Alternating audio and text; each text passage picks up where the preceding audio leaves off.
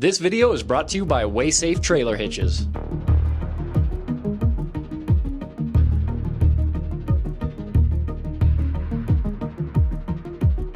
You know what? It doesn't seem like it wants to downshift again. I mean, it downshifted at the top of the mountain, but doesn't want to do it. We're we're more than past halfway half. down, Yeah, but it's not looking super great. No, there's still a lot of hill left. We normally talk about temperatures, transmission temp, sometimes oil temp, maybe coolant temps.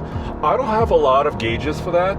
There's not a lot of feedback as far as temperatures are concerned. I was figuring it was vehicles in front of us that I was smelling brakes from, but it could be this. So maybe I'll radio the guys to keep an eye on our brakes if they start smoking a little bit.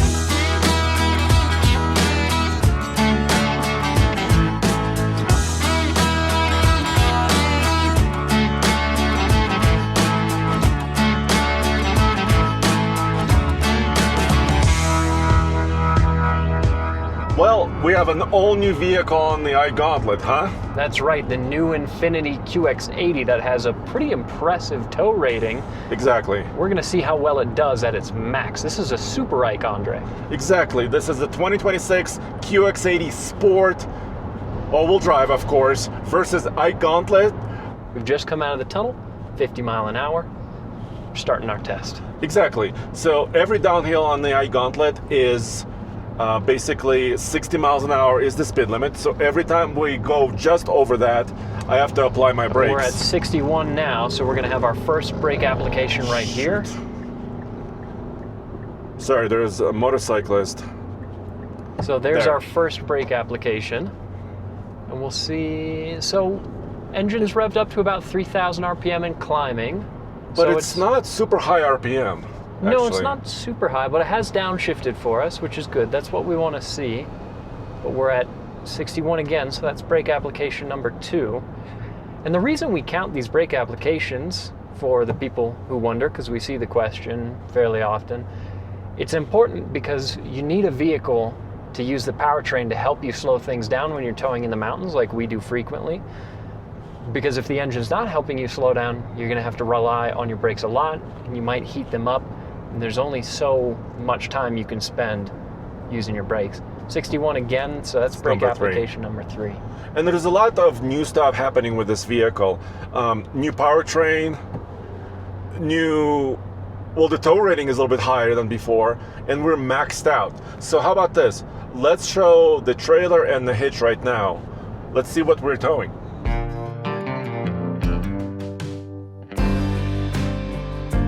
As always, we're using our WaySafe hitch. However, this particular hitch is a weight distribution setup, which is great because we've got a lot of weight behind the QX80 here. And as usual, this hitch has a gauge built into it so we can see how much tongue load we're putting down. We've used this car hauler tilt trailer for several years now, and on it we have our Range Rover P38, and we've used the identical trailer, same vehicle, same trailer, with that Ford Expedition that we were talking about before.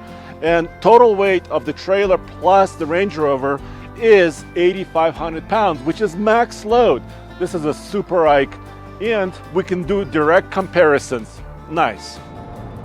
Now this is brake application number 4. Yes. And we're still not that far into our downhill, so it seems to be getting pushed quite a bit with this weight.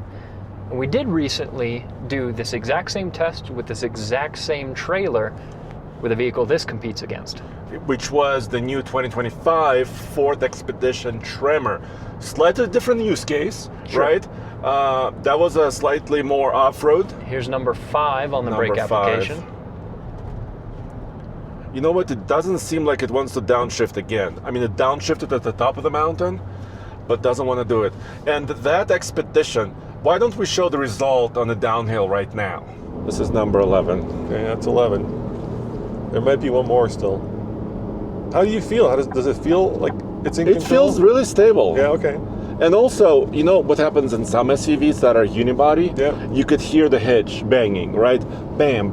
We're not hearing any banging in this SUV. And I think it's partially because there is still a frame under it. Even though it's slightly different than the F-150 because of the rear suspension. There's no leaf spring. There's no leaf springs, there's no solid axle in the rear. But it's still based on the F-150. Oh, I think we're going to be a 12, dude. Ah. And 12. Yeah, there you go. I think that should do her. Okay, you ready to kill it? I'm ready to kill it, and Stopping. look at that. Oh, perfect 8 minutes. 8 minutes, perfect time. How about the fuel economy? 3.3 to 3.4. Yeah. It's showing about 3.4 right now, which is not grand, No. but this is a heavy truck. That's a very comparable SUV to this in many ways. Here's brake application number 6. They both have 3.5 liter V6s. Yep. And they're in the same size category of SUVs, so they compete in a lot of ways. Yeah, and that SUV was at about what, $87,000. This one is a little bit more expensive. We'll talk about this price coming up soon. And of course, there's also the Navigator, right? Yep. Lincoln Navigator. There's a lot of vehicles in this segment. Here is number 7 on our brake application. But what are you feeling behind the wheel, Andre? We've got air suspension here, so the vehicle should be able to compensate a little bit for the tongue weight. How does it drive? Dude, if I didn't look in the rear view mirror, I would have thought we're not towing. Really? Yeah, it's that comfortable. And the we're not hitting like harsh bumps. Mm-hmm. I don't know if you've noticed that too. It's really stable. And very here's nice. number 8 on the brake application. Number 8. And that Expedition did 12, correct? Yep. So I'm noticing the digital readout of the speed is a little bit behind reality. You know, Yeah, it takes it takes a second to update. Takes it like a half a second to update. The other thing, so this is number 9. Number 9. The other thing about this Infiniti that's not our favorite is that there is no integrated trailer brake controller. Even though this is a very premium vehicle and it's rated to tow a lot of weight, and the Armada a lot of the Armadas do have trailer brake controllers, but this Infiniti does not. Of course, we need to be sure that we're safe. We're using this Prodigy RF remote brake controller. It's 12 volt powered, so it's plugged in here in my 12 volt port, and there's a receiver on the trailer. So C means it's connected, and then I can push this button and see actuation. So let me demonstrate it. I can actually show you locking up my wheels. Of course, I don't want to have too much gain, so I need to be careful, but I know it's working. Are you picking up any smell? I'm smelling something. So number 10 on our brake applications right now, I'm figuring most likely what we're smelling are brakes that semi-truck? from the semi-truck in front of us. Yes. But we're already at 10 brake applications, and how far into we're we're more than past halfway half. down? Yeah, but it's not looking super great. No, there's still a lot of hill left. And you know what? I've noticed similar things in other luxury SUVs. Here's 11. Because the tuning of the engine and the grade shifting is erring on the side of quietness and Comfort. luxury and comfort. Yeah. It doesn't err on the side of high RPM and like really helping trying you to out. slow things down. Yeah, but in this case, we are maxed out, my friend. And Yep. we need to... And this is number 12. So right now, we're matched up with the Expedition, except that we've still got quite a bit of hill left. Yeah, and we're using, like you said, a wireless brake controller. So we have an additional box on the trailer, and we have this where I can actually apply trailer brakes separately. Yeah, and we're coming up on number 13 now. No. Yeah, I mean, I was figuring it was vehicles in front of us that I was smelling brakes from, but it could be this. So maybe I'll radio the guys to keep an eye on our brakes if they start smoking a little bit. So there's smell, no smoke. Yeah, so they're confirming from outside of the truck that it seems like the brakes that we're smelling is coming from this. We're right about at the bottom of the hill. I think we're going to have one more brake application, and that's going to put us now at 15. So it's one of the worst performances that we've had, I think, on ever. the downhill. Yeah, we've still got the uphill to go. All right, dude, so we're gonna go up the mountain, up the I-Gauntlet Highway. But before we do, I gotta say that braking performance was not so good. Yeah. But I never actually lost brake performance. Which is important. Even though the brakes Yes. got hot, they were still working Yes. fine. Now we're gonna start the uphill. Yep, let's me start know. at 35 and hit it. So we're timing our acceleration from 35 up to the speed limit of 60. So tell me when we hit 60. Power is pretty good. We're Very accelerating good. well. Yes. Right then. So that Yes. was about 14 seconds, which Dude, towing at the maximum is a pretty good number. yeah, I'm having trouble resetting the trip meter. It's a little There's a lot of complicated. options. Okay, we got it. You know, in the Expedition, it was about 16 seconds Yeah. or so. So I think this VR engine is really good. Yeah, it's impressive horsepower and torque. Well, let's go under the hood and check it out.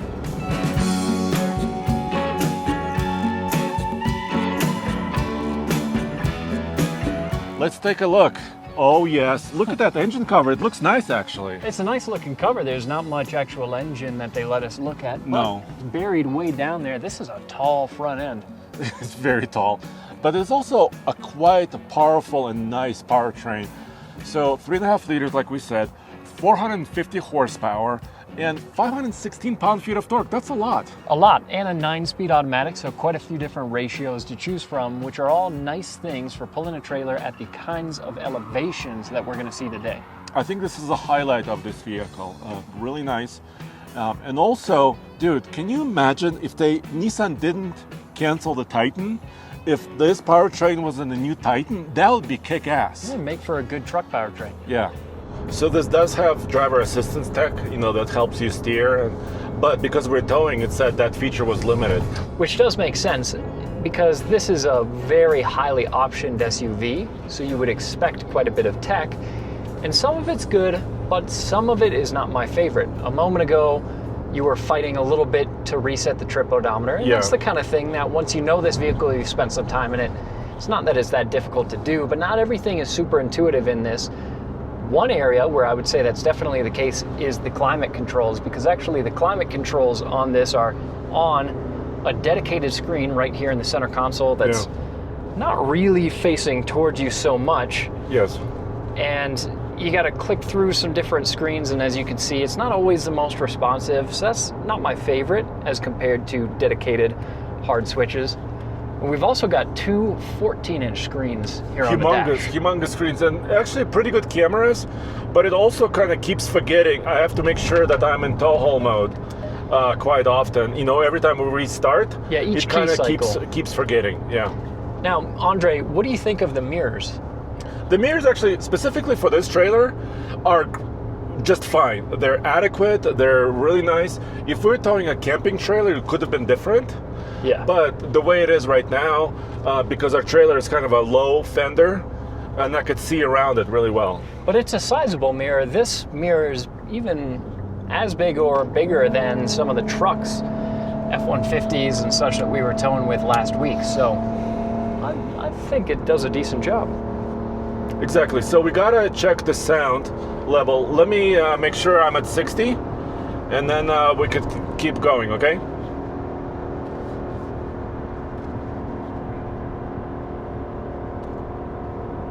So our sound level is right around 60 decibels, which Yeah. is not too bad. We are wrung out quite a bit into the power to maintain speed going up the Ike right now. But in general, especially when you're not at such high RPM, this is a very quiet cabin. It is, and probably one of the quietest we've ever experienced. I think a couple of vehicles, maybe we saw it like 59 decibels before, but most vehicles are at like 65 decibels or more. So this is quite nice. Yeah, and comfortable. Yeah. Once again, I'm not noticing a trailer behind this. The powertrain feels really strong and also very stable. The whole vehicle is just very, very stable. We got speakers in the headrests. Yeah. It's fancy. This is a Klipsch system, my friend, and it has a lot of speakers. And of course, we usually don't test stereo systems. It's hard to capture on camera. Especially on the iGauntlet. Yeah. But I gotta tell you, I was driving this vehicle a couple days last week as well. It's got a nice stereo. You were jamming? A little bit. What were you jamming? Jen and I.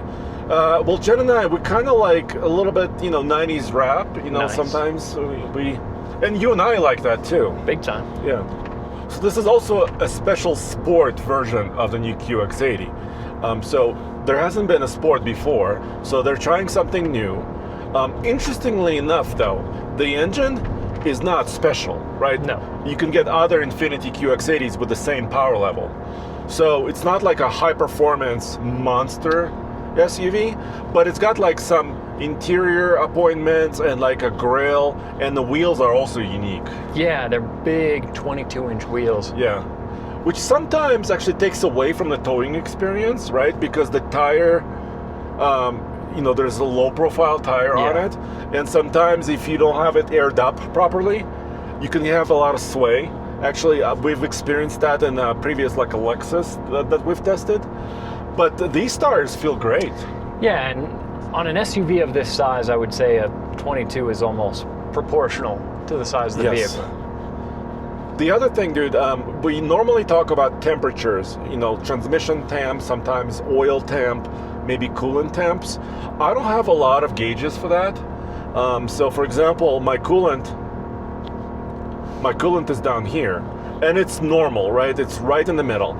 But there's not a lot of feedback as far as temperatures are concerned. Yeah, we don't get any specifics, which we kind of like to have, and I get that the average consumer is not going to be that concerned with a numeric specific readout of exactly what their coolant temp or transmission fluid temp or engine oil temp is, but we like to have it at least as an option.